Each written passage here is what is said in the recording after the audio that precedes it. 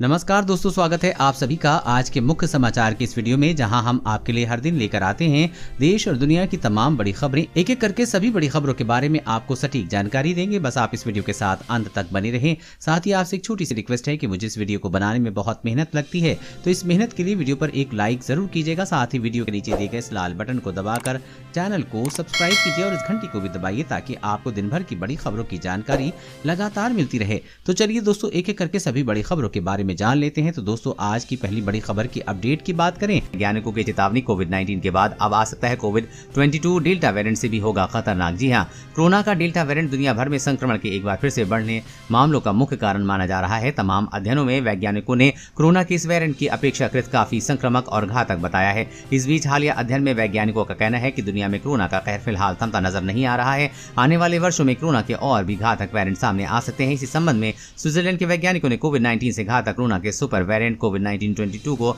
लेकर लोगों को आगाह किया है। कोरोना का सुपर वेरिएंट मौजूदा समय में दुनिया के लिए बड़ी चुनौती साबित हो रहे कोरोना के डेल्टा वेरिएंट से कहीं अधिक खतरनाक हो सकता है।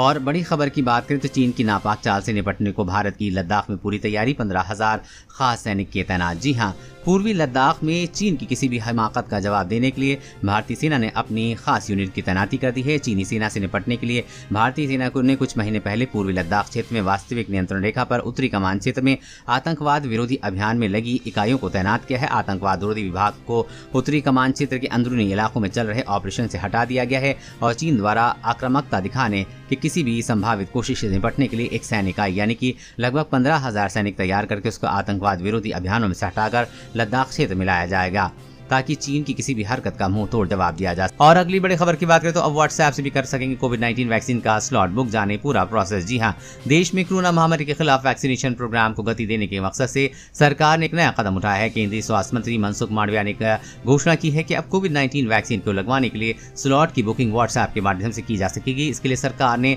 9013151515 नंबर भी जारी किया है। वैक्सीन लगवाने वाले व्यक्ति को इस नंबर पर बुक स्लॉट लिखकर उसको my government India corona help desk पर भेजना होगा। और अगली बड़ी खबर की बात करें तो स्मार्टफोन से 59% बच्चे कर रहे हैं चैटिंग, 10% कर रहे हैं पढ़ाई में इस्तेमाल। नई स्टडी में कई चौंकाने वाले खुलासे। जी हां, बच्चों के अधिकारों के लिए काम करने वाली संस्था की एक स्टडी में खुलासा हुआ है कि करीब 59.2% बच्चे अपने स्मार्टफोन या इंटरनेट डिवाइसेस का इस्तेमाल चैटिंग जैसे व्हाट्सएप, फेसबुक, इंस्टाग्राम, स्नैपचैट के लिए करते हैं, जबकि केवल 10.1% बच्चे स्मार्टफोन का इस्तेमाल पढ़ाई या कुछ सीखने के लिए करते हैं। बच्चों की ओर से मोबाइल फोन और दूसरे इंटरनेट युक्त डिवाइसेस के इस्तेमाल के बच्चों पर होने वाले असर के जानने के लिए की गई स्टडी रिपोर्ट में बताया गया है कि 30.2% बच्चों के पास अपना अलग स्मार्टफोन है। रिपोर्ट में कहा गया है कि इसमें बच्चों के स्वास्थ्य पर विपरीत प्रभाव पड़ रहा है, जैसे नींद न आना, चिड़चिड़ापन, आलस आदि। और अगली बड़ी खबर की बात करें, कोरोना की तीसरी लहर से पहले यूपी राज्य में अलर्ट, दुकानदारों को रोज देनी होगी इन दवाओं की डिटेल। जी हां, कोरोना के मामले भले ही कम हो रहे हों, लेकिन तीसरी लहर की आशंका से इनकार नहीं किया जा रहा। हाल ही में नीति आयोग ने अक्टूबर में कोरोना की तीसरी लहर के आने का आशंका जताई है। इस रिपोर्ट के बाद यूपी में स्वास्थ्य विभाग अलर्ट हो गया है। अब विभाग ने कोरोना के इलाज के लिए में जरूरी 9 दवाओं के स्टॉक को खंगालना शुरू कर दिया है। न सिर्फ सरकारी सप्लाई से जुड़े स्टॉक के बारे में जानकारी जुटाई जा रही है, बल्कि प्राइवेट स्टॉकिस्टों और दवा विक्रेताओं से भी खरीद बिक्री का डिटेल मांगा जा रहा है। इन्हें कोरोना के इलाज से जुड़े 9 दवाओं की खरीद बिक्री का डिटेल रोज ड्रग इंस्पेक्टर को देना होगा। कोरोना के इलाज में कुछ दवाओं को जीवन रक्षक दवाओं की श्रेणी में रखा गया है, इनके रोजाना डिटेल की जरूरत है। और अगली बड़ी खबर की बात करें तो एफडी करने वाले ध्यान दें, मैच्योरिटी पर नहीं निकाला पैसा तो बस इतना ही मिलेगा ब्याज, आरबीआई ने बदला नियम। जी हां, पैसा सुरक्षित और ज्यादा ब्याज के लिए लोग बैंक में फिक्स डिपॉजिट करवाना ज्यादा पसंद करते हैं, लेकिन कई लोग मैच्योरिटी पूरी होने के बाद भी पैसा नहीं निकालते हैं, ये सोचकर कि और ज्यादा ब्याज मिलेगा। तो यदि आप भी ऐसा ही सोचने वालों में से हैं तो अब जरा समझ जाइए, फिक्स डिपॉजिट की मैच्योरिटी पूरी होने के बाद एफडी को निकाल लें, क्योंकि अब इसे बैंक में छोड़ने का कोई फायदा नहीं है। दरअसल भारतीय रिजर्व बैंक ने बैंकों में फिक्स डिपॉजिट की मैच्योरिटी पूरी होने के बाद एफडी पर लगने वाले ब्याज से जुड़े नियम बदल दिए हैं। नए नियमों के मुताबिक एफडी में मैच्योर होने के बाद अगर उसका पेमेंट नहीं हो पाता है तो उस पर सेविंग अकाउंट जितना ब्याज दिया जाएगा, जो कि एफडी पर मिलने वाले ब्याज की तुलना में काफी कम है। और अगली बड़ी खबर की बात करें तो अर्धसैनिक बलों को पहली बार मिलेगी BIS मार्क स्वदेशी बुलेट प्रूफ जैकेट। जी हां, प्रधानमंत्री नरेंद्र मोदी के आत्मनिर्भर भारत विजन के तहत केंद्रीय सशस्त्र पुलिस बलों को पहली बार भारतीय मानक ब्यूरो मार्क लेवल 5 की बुलेट प्रूफ जैकेट उपलब्ध कराई जाएगी। केंद्रीय गृह मंत्रालय के सूत्रों के मुताबिक करीब 4000 जैकेट्स की ये खेप जल्द उपलब्ध करा दी जाएगी। अग्रिम मोर्चे, वीआईपी लोगों की सुरक्षा और नक्सल प्रभावित व जम्मू कश्मीर जैसे अन्य अशांत इलाकों में तैनात सीएपीएफ कर्मचारियों को उनकी सुरक्षा के लिए बुलेट प्रूफ जैकेट उपलब्ध कराई जाती है। नया खतरा, ज्यादा तेजी से फैलने वाला डेल्टा 3 वेरिएंट मिला अमेरिका में, मामले बढ़ने की वजह से भारत में अलर्ट। जी हां, कोरोना वायरस को लेकर एक बार फिर से नए म्यूटेशन में वैश्विक स्तर पर वैज्ञानिकों को चिंता बढ़ा दी है। पिछले कुछ सप्ताह से अमेरिका के अंदर कोरोना के नए मामले मिल रहे हैं। उन सभी में वायरस के डेल्टा 3 वेरिएंट मिला है, जो कि डेल्टा की तुलना में न सिर्फ सबसे ज्यादा फैलने की क्षमता रखता है, बल्कि वैक्सीन ले चुके या फिर संक्रमित हो चुके व्यक्तियों का भी फिर से संक्रमण के चपेट में ला सकता है। भारत में अभी तक डेल्टा 3 का कोई मामला नहीं मिला है, लेकिन जीनोम सीक्वेंसिंग की निगरानी कर रहे इंसॉकोंग समिति ने अलर्ट जारी किया है।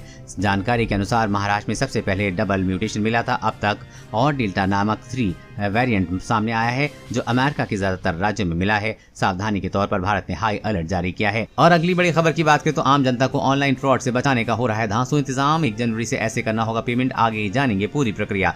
जी हाँ, डेटा सिक्योरिटी के नियम और ग्राहकों को ऑनलाइन फ्रॉड से बचाने का अब नया तरीका होगा। आपके कार्ड से जुड़ा एक टोकन नंबर, ये हर मर्चेंट का अलग टोकन नंबर होगा। इसके लिए ई कॉमर्स वेबसाइट को कार्ड पेमेंट कंपनियों से करार करना होगा, क्योंकि डाटा सिक्योरिटी में ग्राहकों के हितों को देखते हुए रिजर्व बैंक किसी भी तरह की रियायत देने के मूड में नहीं है। इसलिए टेक्नोलाइजेशन के जरिए ही ऑटो डेबिट पेमेंट और बार बार 16 अंक डिजिट डालने पर निजात पाई जा सकती है। खबर के मुताबिक ई कॉमर्स मर्चेंट और पेमेंट प्रोवाइडर के बीच जारी हुआ टोकन और कहीं इस्तेमाल नहीं हो पाएगा और फ्रॉड की संभावना काफी कम हो जाएगी, और इस तरह से पेमेंट में जुड़ी प्रक्रिया भी जटिल होने की जगह आसान हो जाएगी।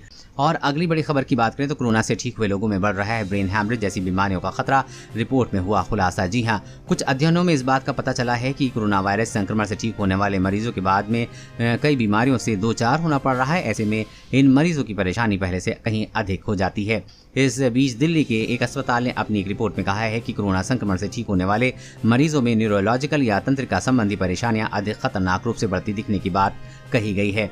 अस्पताल ने अपनी रिपोर्ट में कहा है कि जो मरीज कोरोना को मात दे चुके हैं उनमें ब्रेन हैमरेज और 50% तक तंत्रिका संबंधी दिक्कतें खतरनाक रूप से बढ़ रही हैं। वहीं 37% मरीजों में सिर दर्द, गंध और स्वाद की कमी जैसे लक्षण दिख रहे हैं। और अगली बड़ी खबर की बात करें तो देश के श्रमिकों को अब आसानी से मिलेगा हर सरकारी योजना का लाभ, बड़ा कदम उठाने जा रही है मोदी सरकार। जी हाँ, केंद्र सरकार देश के असंगठित श्रमिक क्षेत्रों के लिए ई श्रम पोर्टल लॉन्च करने जा रही है। सरकार का दावा है कि इसके माध्यम से देश के सभी असंगठित श्रमिकों तक सभी सामाजिक सुरक्षा योजनाओं का लाभ आसानी से पहुंच सकेगा। केंद्रीय श्रम एवं रोजगार मंत्री भूपेंद्र यादव ने कहा कि सरकार असंगठित क्षेत्र के श्रमिकों का डेटाबेस तैयार करने के लिए जल्द ई श्रम पोर्टल की शुरुआत करेगी। यादव ने ई श्रम पोर्टल का लोगो जारी किया है, जिसके जरिए सरकार का लक्ष्य असंगठित क्षेत्र के 38 करोड़ श्रमिकों को पंजीकृत करना है। इसमें निर्माण मजदूरों के अलावा प्रवासी श्रमिक, रेहड़ी पटरी वाले और घरेलू कामगार शामिल हैं।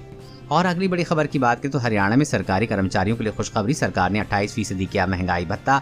जी हां, बीते दिनों केंद्रीय कैबिनेट ने रिटायर्ड कर्मचारियों को मिलने वाली महंगाई राहत यानी कि DRO को बढ़ाने की मंजूरी दी थी। अब इस फैसले पर अमल करते हुए पेंशन एवं पेंशनभोगी कल्याण विभाग ने आदेश जारी कर दिया है। इस लाभ करीब 63 लाख पेंशनभोगियों को मिलने की उम्मीद है। विभाग की ओर से दी गई जानकारी के मुताबिक केंद्र सरकार की पेंशनभोगियों और पारिवारिक पेंशनभोगियों को दी जाने वाली महंगाई राहत को बढ़ाने का आदेश जारी कर दिया गया है। पेंशनभोगियों को अब महंगाई राहत 28% की दर से मिलेगी, पहले से 17% की दर से मिल रही थी। और अगली बड़ी खबर की बात करें तो खुले में थूकना, कचरा व गंदगी फैलाने पर सरकारी अधिकारी काट सकते हैं चालान, 5000 रुपए तक देना होगा जुर्माना। जी हाँ, स्वच्छता को लेकर केंद्र और राज्य सरकारें काफी सख्त नजर आ रही, वहीं अब इसमें और सख्ती होने जा रही है। दरअसल अब खुले में थूकना, कचरा फैलाना, किचन का वेस्ट पानी बाहर बहाना, सीवरेज का पानी सड़कों पर बहना और खुले में शौच करना लोगों के लिए महंगा पड़ सकता है। अगर कोई इनमें से कोई भी काम करता है पाया जाता है तो उस शख्स से 250 रुपए से लेकर करीब 5000 रुपए तक का फाइन लिया जा सकता है। सरकार ने खुले में कचरा फैलाने पर कार्रवाई करने के लिए 13 अधिकारियों को अधिकृत किया है। ये अधिकारी अपने अधिकार क्षेत्र में किसी को कचरा फैलाने, खुले में शौच, गंदगी करते हुए पकड़ते हैं तो उन पर चालान कर सकते हैं। और अगली बड़ी खबर की बात करें तो वैक्सीन को लेकर आई गुड न्यूज, सितंबर से शुरू हो जाएगा 18 साल से कम उम्र के बच्चों का टीकाकरण। जी हां, कोरोना महामारी की तीसरी लहर की आशंका के बीच बच्चों की वैक्सीन को लेकर एक राहत भरी खबर आई है। अखिल भारतीय आयुर्विज्ञान संस्थान दिल्ली के निदेशक डॉक्टर रणदीप गुलेरिया ने कहा है कि जायडस कैडिला की ट्रायल पूरा कर लिया है और उन्हें अब आपातकालीन इस्तेमाल की अनुमति मिलने की इंतजार है। उन्होंने कहा है कि सितंबर महीने में 18 साल से कम उम्र के बच्चों को भी टीकाकरण शुरू होने की संभावना है। अगर सितंबर में इस उम्र के लोगों का टीकाकरण अभियान शुरू होता है तो ये निश्चित रूप से बहुत बहुत ही बड़ी राहत होगी। साथ ही तीसरी लहर से बच्चों को बचाया जा सकेगा। और अगली बड़ी खबर की बात करें तो किसान के आगे झुकी पंजाब की कांग्रेस सरकार, गन्ने का भाव 360 रुपए प्रति क्विंटल फिक्स, आंदोलन खत्म। जी हाँ, गन्ना किसानों के आंदोलन के आगे आखिर पंजाब सरकार को झुकना ही पड़ा है। पंजाब के मुख्यमंत्री कैप्टन अमरिंदर सिंह ने गन्ना किसानों की मांगों को मानते हुए साल 2021-22 के लिए गन्नों की पिड़ाई सीजन के लिए राज्य में गन्ने का भाव 360 रुपए प्रति क्विंटल करने का ऐलान किया है। इसके साथ ही किसानों ने अपना आंदोलन खत्म कर दिया है। ये मूल पड़ोसी राज्य हरियाणा की अपेक्षा 2 रुपए अधिक है। दोस्तों, आज की खबरों बस इतना ही। इसी तरह हर रोज काम की खबरें जानने के लिए आप हमेशा हमारे साथ जुड़े रहें। हमारे साथ जुड़ने के लिए वीडियो के नीचे दिए गए इस लाल बटन को दबाएं, साथ ही इस घंटी को भी दबाइए ताकि आपको हर खबर की सटीक जानकारी मिल सके। जय हिंद, धन्यवाद।